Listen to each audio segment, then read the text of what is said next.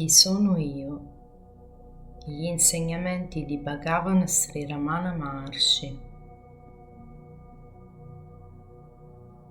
Introduzione.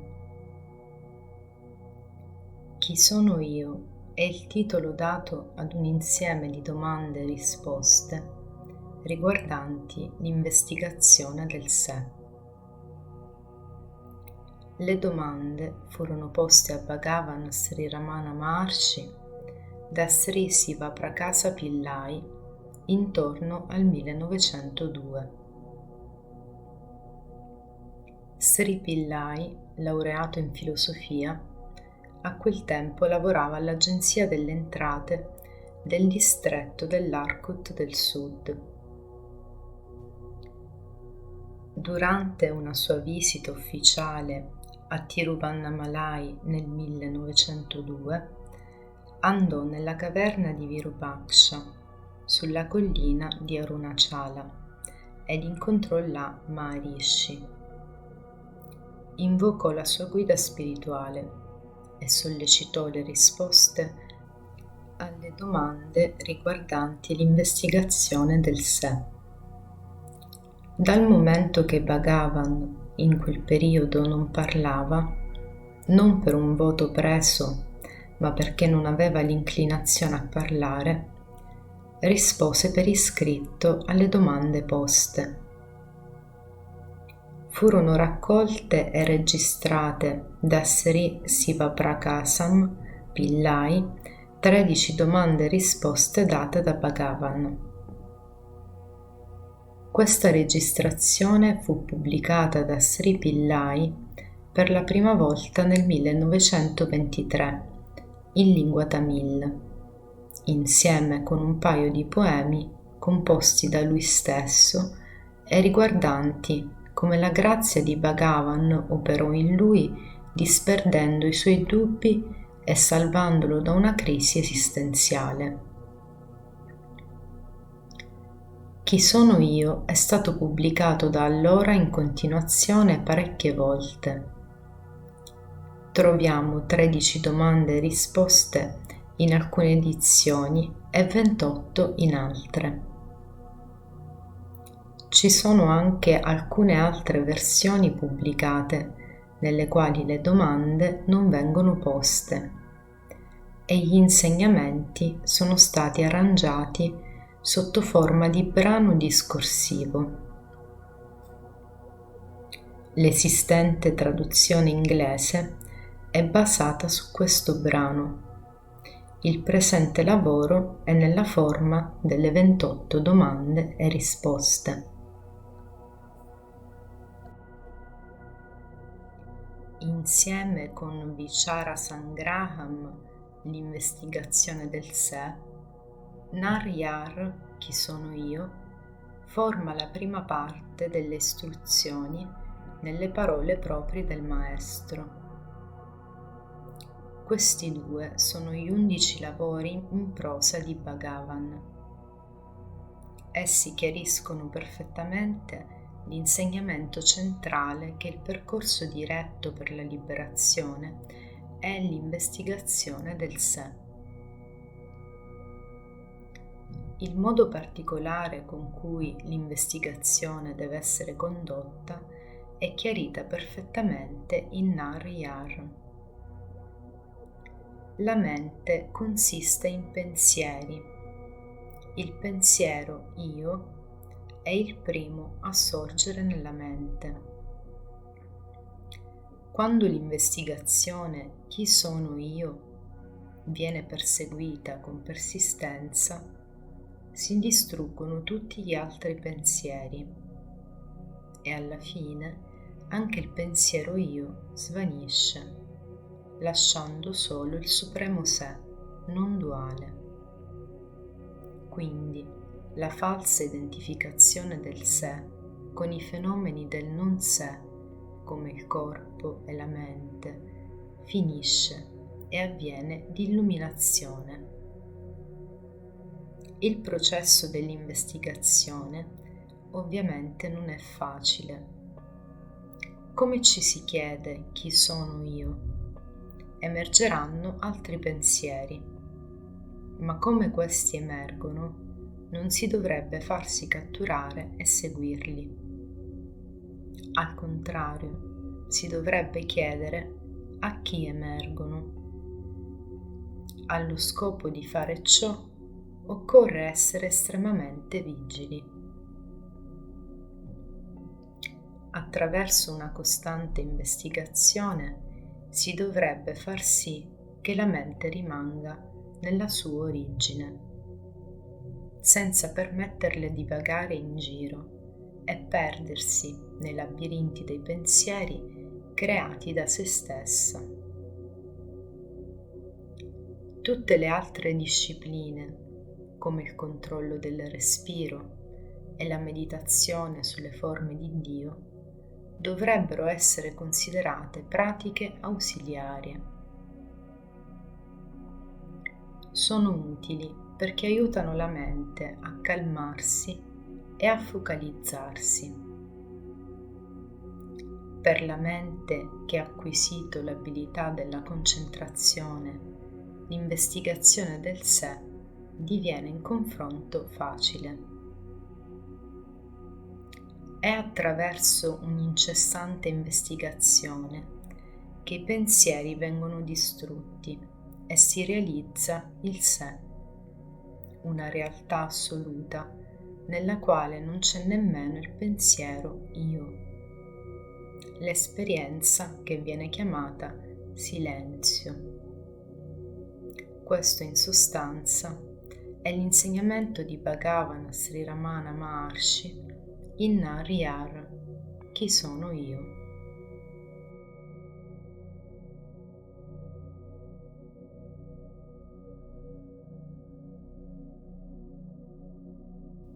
Chi sono io? Nariyar. Tutti gli esseri viventi desiderano essere sempre felici, senza alcuna miseria. In tutti c'è un amore supremo per se stessi e solamente la felicità è la causa dell'amore. Allo scopo quindi di raggiungere quella felicità che è la propria natura e che viene sperimentata nello stato di sonno profondo dove non c'è mente, si dovrebbe conoscere se stessi. Per raggiungere ciò, il percorso della conoscenza, l'investigazione nella forma del chi sono io, è il mezzo principale.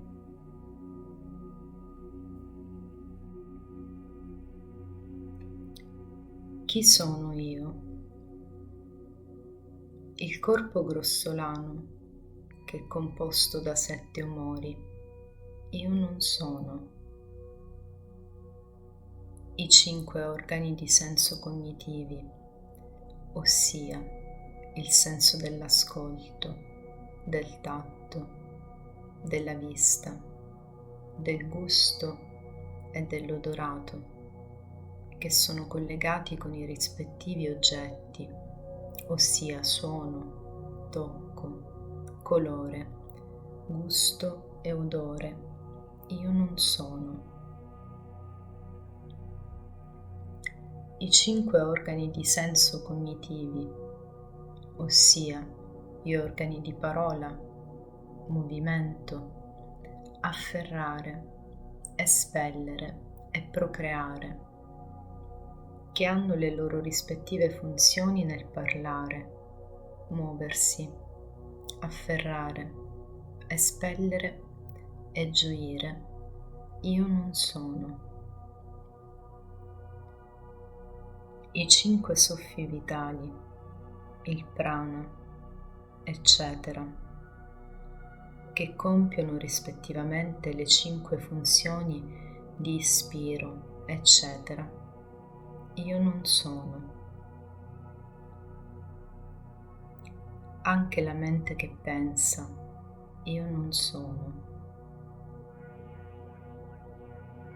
anche la nescienza, che è dotata solamente delle impressioni residue degli oggetti e nella quale non ci sono oggetti né funzionamenti, io non sono.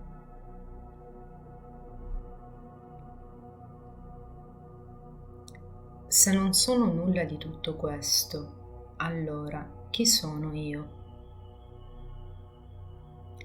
Dopo aver negato tutti i summenzionati come non questo, rimane solamente quella consapevolezza che io sono.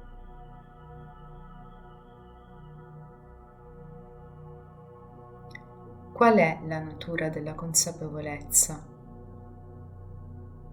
La natura della consapevolezza è esistenza, coscienza e beatitudine. Quando si conquisterà la realizzazione del sé, quando il mondo, che è ciò che viene visto, sarà rimosso, allora ci sarà la realizzazione del sé, che è colui che vede. Non ci sarà realizzazione del sé mentre il mondo esiste, viene visto come reale. Non ci sarà. Perché? Colui che vede e l'oggetto visto sono come la corda e il serpente, così come la conoscenza della corda, che è il substrato, non emergerà finché non se ne andrà la falsa conoscenza del serpente illusorio. Così la realizzazione del sé, che è il substrato, non verrà raggiunta finché non viene rimossa l'idea che il mondo è reale. Quando verrà rimosso il mondo che è l'oggetto visto, quando la mente, che è l'origine di tutta la conoscenza e di tutte le azioni, diverrà calma, il mondo scomparirà. Qual è la natura della mente? Ciò che viene chiamata mente è un meraviglioso potere che risiede nel sé. Essa origina tutti i pensieri. Tolti i pensieri, non esiste una tale cosa come la mente. Quindi il pensiero è la natura della mente. Tolti i pensieri, non c'è un'entità indipendente chiamata mondo. Nel sonno profondo non ci sono pensieri e non c'è mondo. Nello stato di veglia e di sogno ci sono pensieri e quindi anche il mondo. Così come il ragno emette il filo della ragnatela fuori da se stesso e poi lo riavvolge dentro, allo stesso modo la mente proietta fuori da se stessa il mondo e poi lo ritira dentro se stessa. Quando la mente esce dal sé, appare il mondo. Quindi, quando il mondo appare, essere reale, non appare il sé. E quando il sé appare, brilla, il mondo non appare. Quando si investiga con persistenza la natura della mente, la mente finirà per lasciare il sé come un residuo. Quando si parla del sé, ci si riferisce all'Atman. La mente esiste sempre solo in dipendenza da qualcosa di grossolano. Non può esistere da sola. È la mente che viene chiamata corpo sottile o anima, Jiva.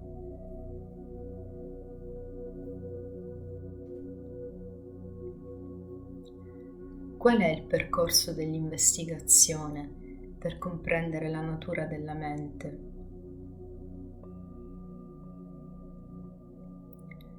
Ciò che emerge come io in questo corpo è la mente.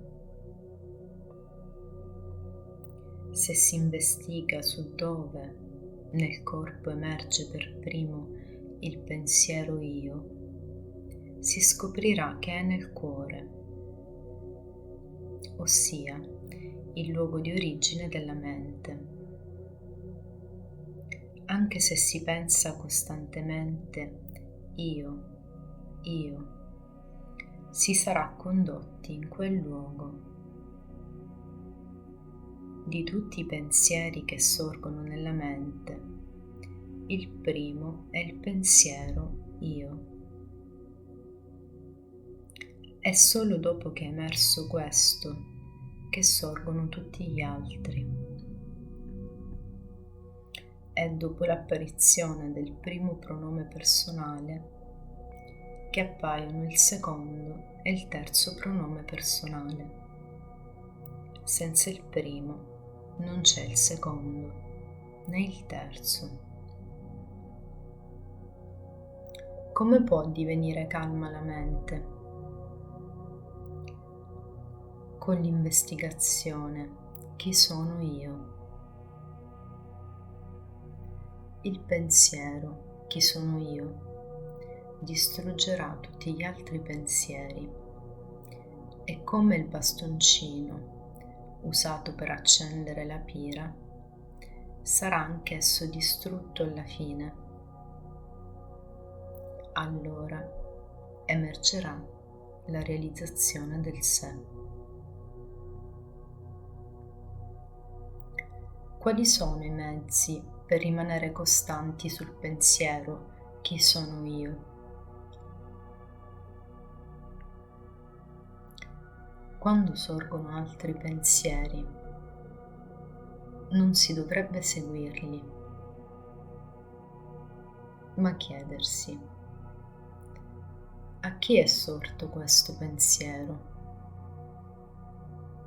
Non importa quanti ne sono emersi.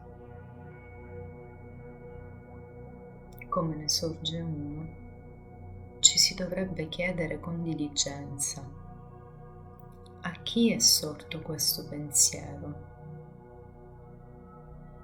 La risposta che emergerà sarà: a me. A quel punto, se ci si chiede: chi sono io? La mente ritornerà nella sua origine e il pensiero che era emerso diverrà quiescente.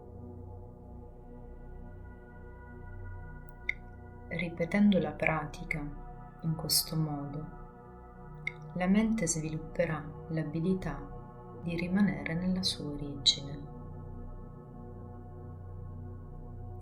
Quando la mente, che è sottile, esce attraverso il cervello e gli organi di senso, appaiono i nomi e le forme grossolane. Quando rimane nel cuore, scompaiono i nomi e le forme. Non permettendo alla mente di andare fuori ma trattenendola nel cuore, è ciò che viene chiamata introspezione. Lasciare uscire la mente dal cuore è chiamata esternalizzazione.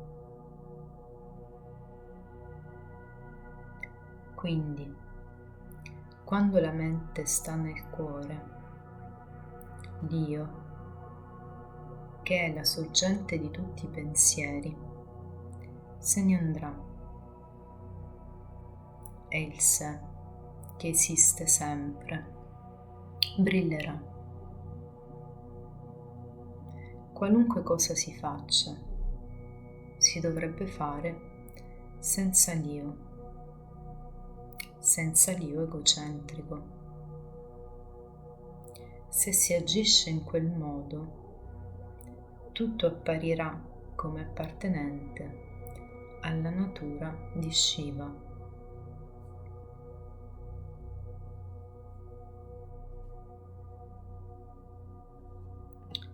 E non ci sono altri mezzi per rendere quiescente la mente. Al di fuori dell'investigazione non ci sono mezzi adeguati. Se con altri mezzi si cerca di controllare la mente, questa sembrerà sotto controllo, ma uscirà di nuovo. Anche attraverso il controllo del respiro, la mente diverrà quiescente, ma rimarrà quieta solo fin quando rimane controllato il respiro, e quando si smette, la mente inizierà nuovamente a muoversi e vagherà come spinta dalle impressioni residue. L'origine per la mente e il respiro è la stessa. Anche il pensiero è la natura della mente. Il pensiero io è il primo, e questo è l'egoismo. È da esso quindi che si origina l'egoismo. Quindi, quando la mente diviene quieta, il respiro viene controllato, e quando si controlla il respiro, la mente diviene quieta. Nel sonno profondo, però, sebbene la mente divenga quieta, il respiro non si ferma. Questo avviene per volontà di Dio, in modo che il corpo possa essere preservato e le persone non possano pensare che sia morto.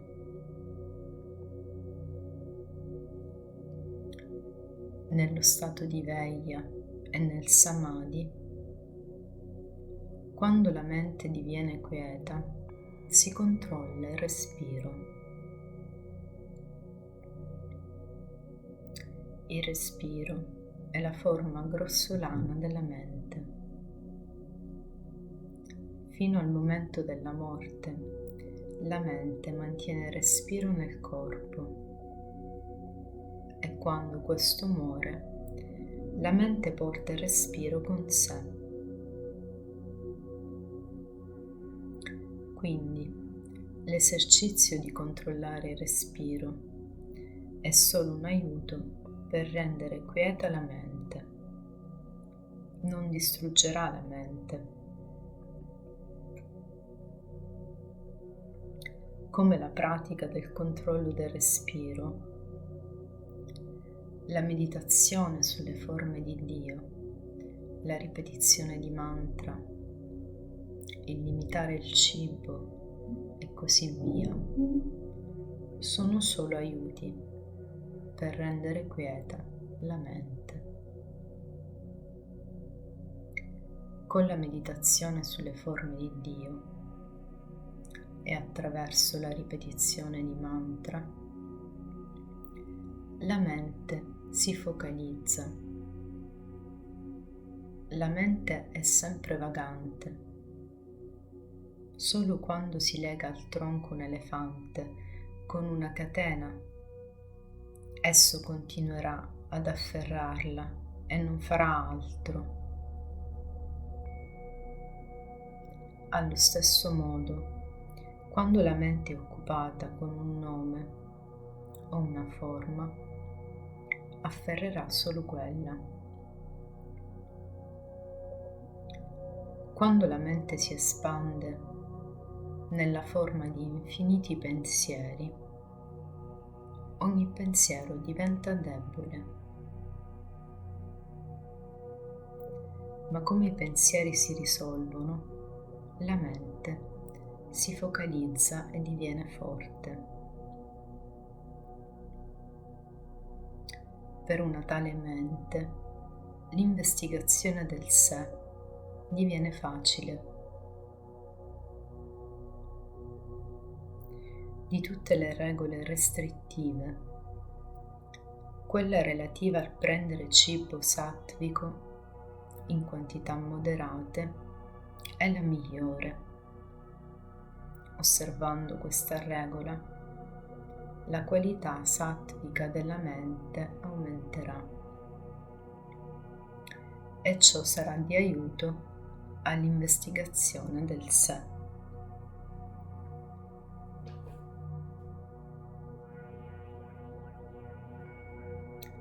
Le impressioni residue, i pensieri degli oggetti appaiono senza fine, come le onde dell'oceano, quando verranno tutti distrutti.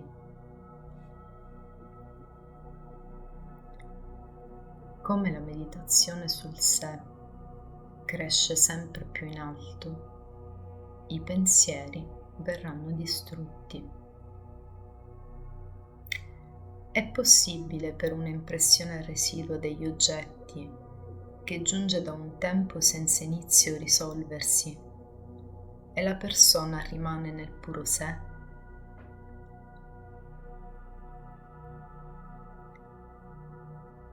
Senza cedere al dubbio, è possibile o no?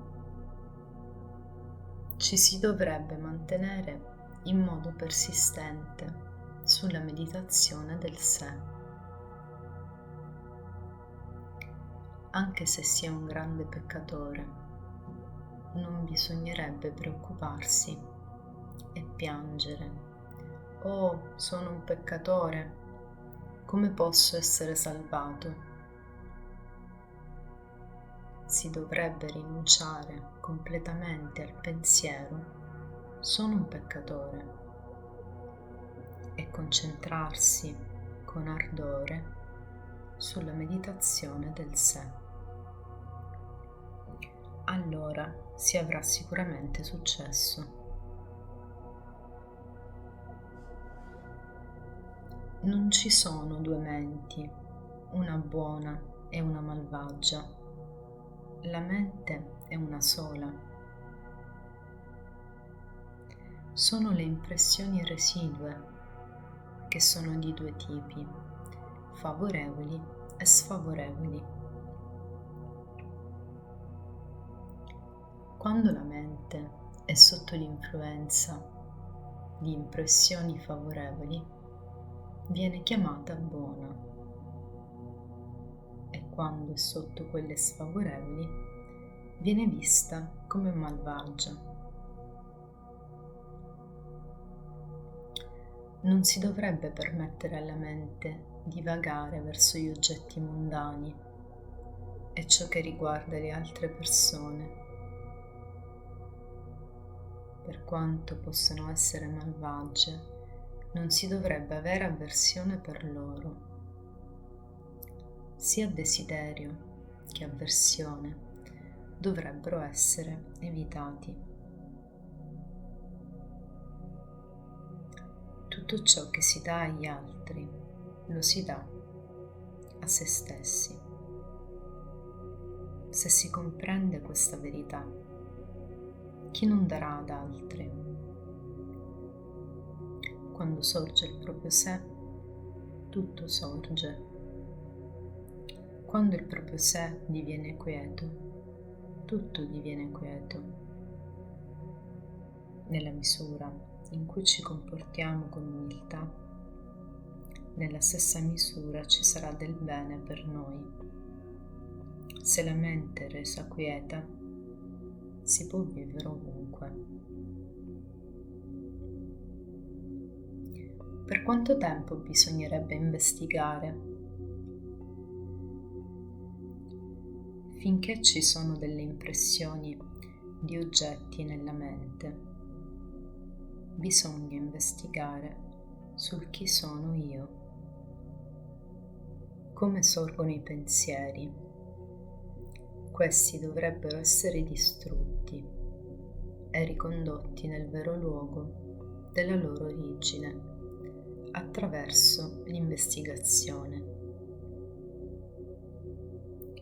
Se si riesce a contemplare ininterrottamente il sé, finché questo viene raggiunto, ciò da solo farà accadere quanto detto prima. Finché ci sono dei nemici all'interno della fortezza, questi continueranno a fare delle sortite. Se vengono distrutti, come escono fuori, la fortezza cadrà nelle vostre mani. Qual è la natura del sé? Ciò che in verità esiste è solo il sé.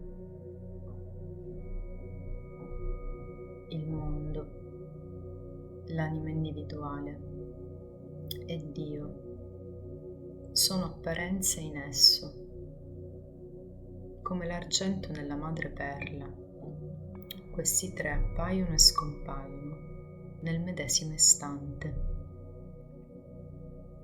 Il sé esiste dove non c'è assolutamente un io pensiero. Ciò viene chiamato silenzio. Il sé stesso è il mondo. Il sé stesso è l'io. Il sé stesso è Dio.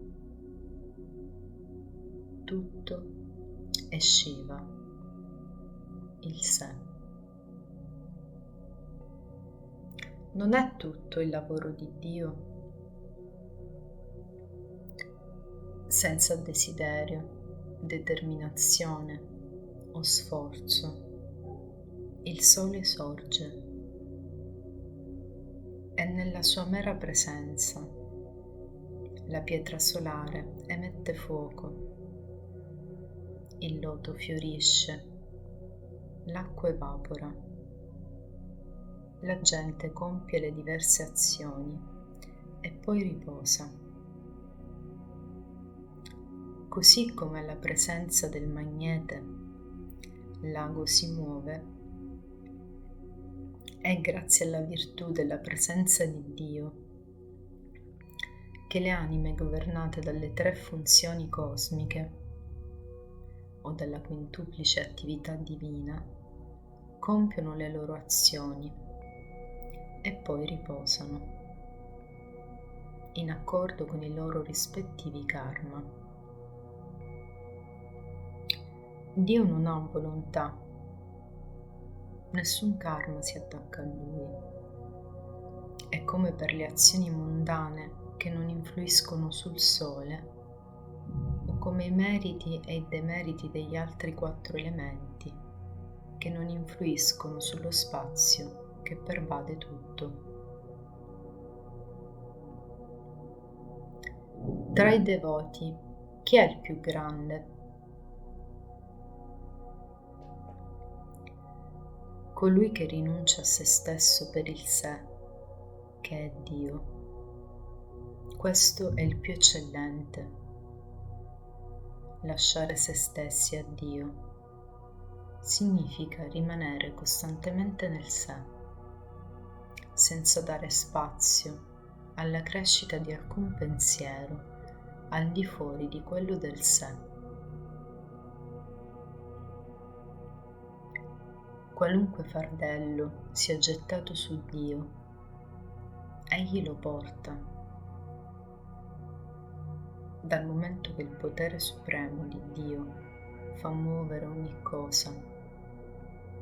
Perché dovremmo noi, senza sottometterci ad esso, costantemente preoccuparci con pensieri su ciò che si dovrebbe fare e come farlo, e su ciò che non si dovrebbe fare e come non farlo?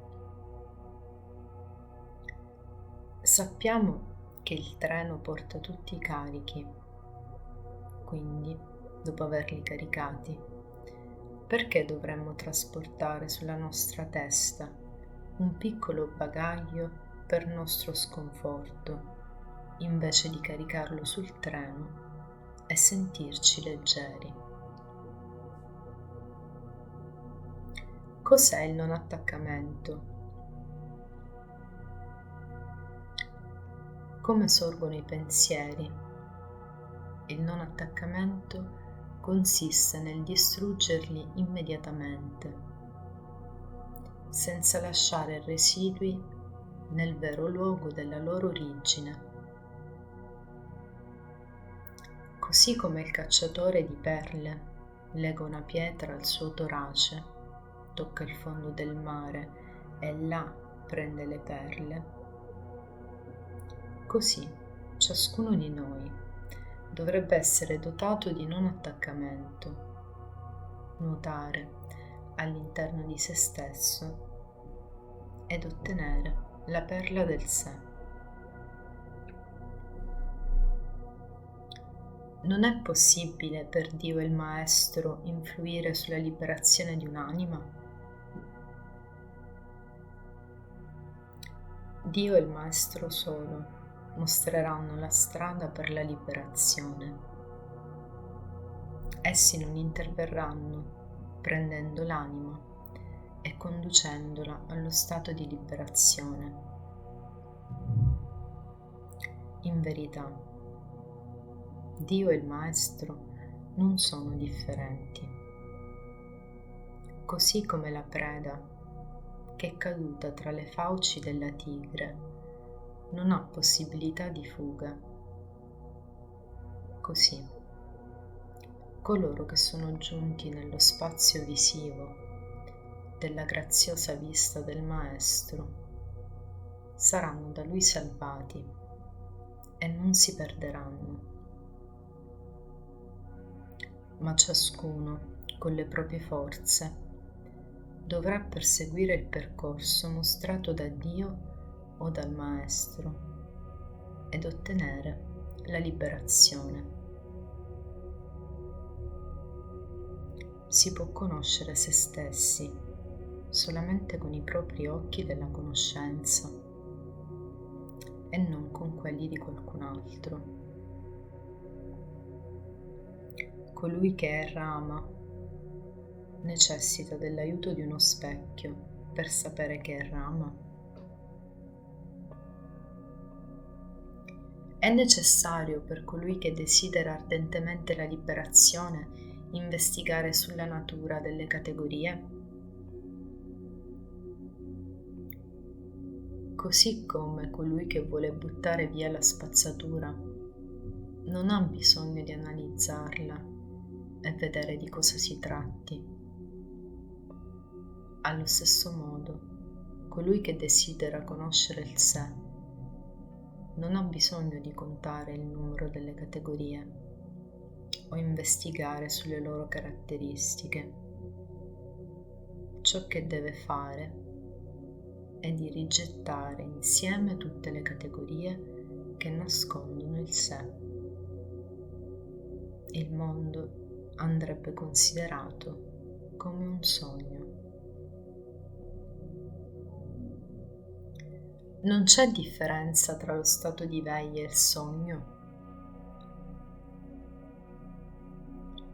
Lo stato di veglia è lungo, il sogno è breve. Al di fuori di ciò non c'è differenza.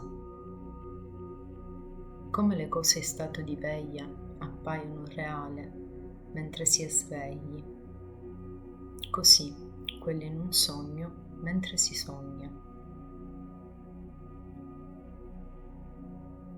Nel sogno la mente prende un altro corpo, sia nello stato di veglia che in quello di sogno. I pensieri, i nomi e le forme accadono simultaneamente. È di qualche aiuto leggere libri per coloro che cercano la liberazione? Tutti i testi dicono che per ottenere la liberazione si dovrebbe rendere quieta la mente. Quindi il loro insegnamento conclusivo è che la mente dovrebbe essere resa quieta. Una volta compreso ciò, non c'è bisogno di letture infinite. Allo scopo di acquietare la mente, si deve solamente investigare in se stessi cosa sia il sé. Come si può fare questa ricerca sui libri?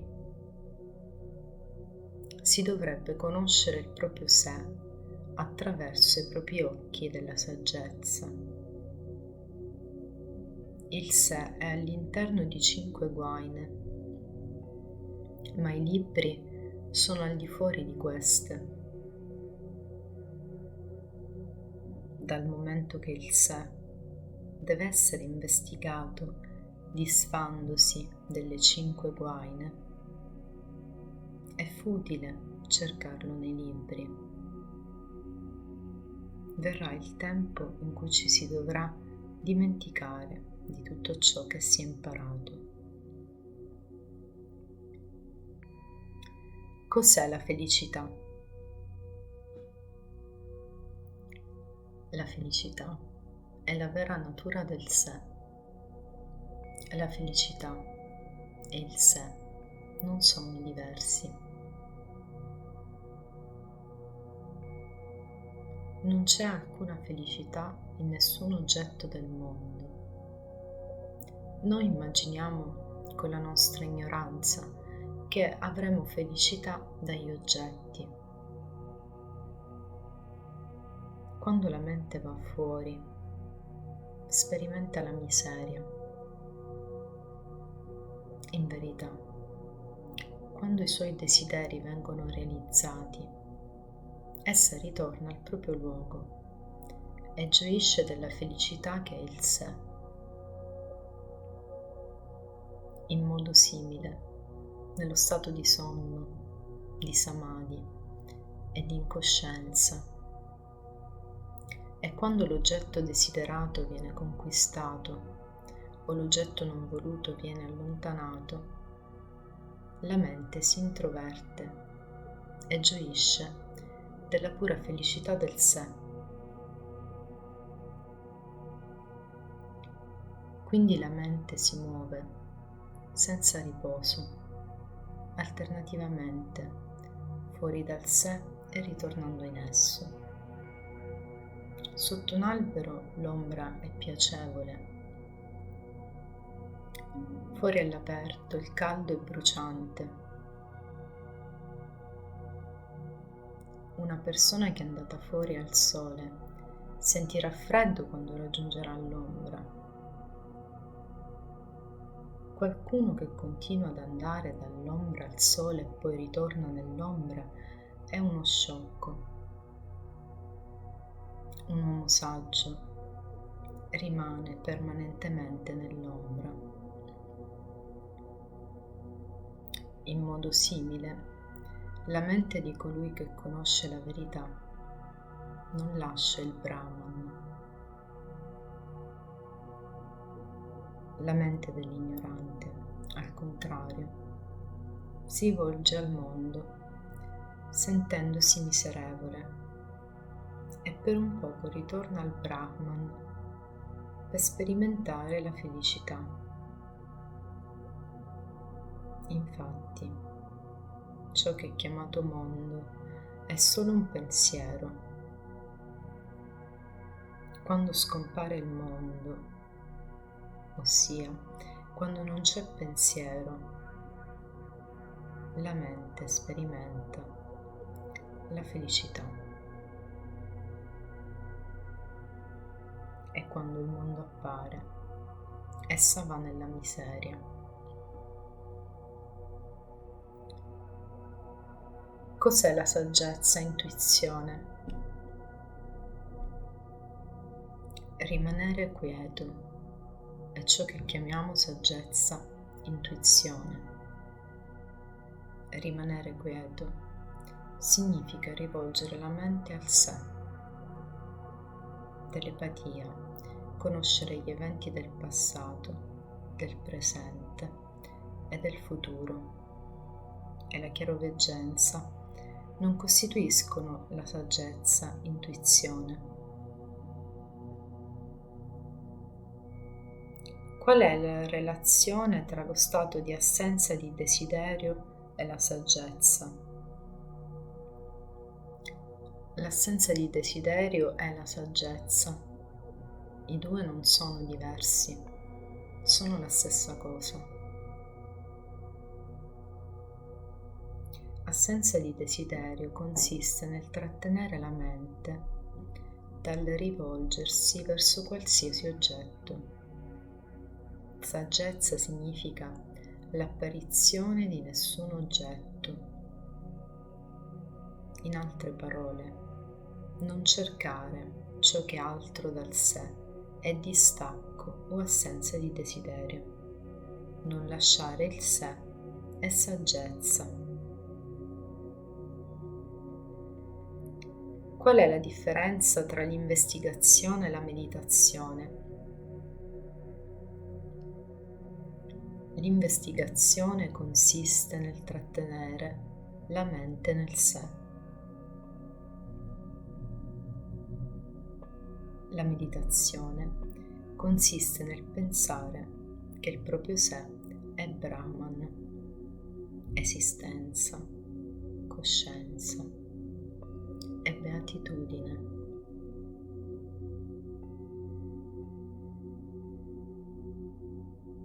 Cos'è la liberazione? La liberazione è investigare sulla natura del proprio sé che è in catene e realizzare la propria vera natura.